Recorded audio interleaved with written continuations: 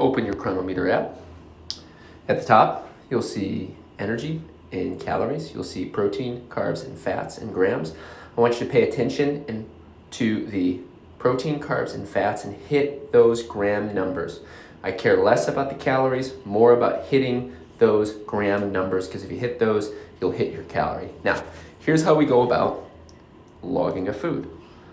Pick your meal, breakfast, add food, blueberries. Right, I had 150 grams. It will learn over time what you tend to add. I usually do 150 grams. I add it in, and as you can see, the bars adjust appropriately.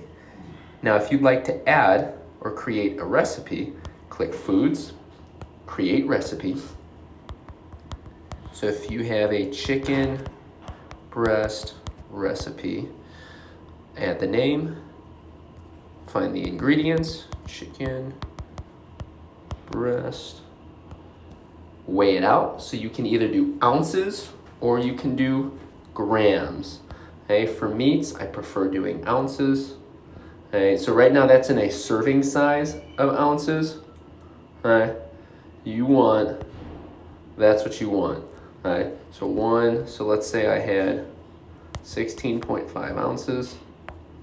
Save that, and then I used a barbecue sauce, smoky barbecue sauce, and let's say I use 50 grams of that, and then I also used garlic powder.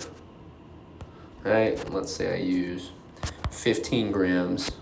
Okay, so I want to make sure that I select grams, 15 grams, added, good to go. There's my recipe. If I have directions on how to cook it, I type it in there. Okay, so this is total for all 16 ounces, all the barbecue sauce, and all the garlic powder. That is what your total caloric amount will be for that food. So we save that. Now, when I go to add it in for lunch, whoops, I don't type in lunch. I type in chicken breast recipe. All right, and there it is. And so I weigh out my portion in grams, and let's say it was 105 grams. So it automatically calculates what your calories, protein, carbs, and fat will be. I add it in, and voila. Now also another neat feature, when you create a recipe, you can actually import from the internet. All right, so I can paste this chicken pad thai.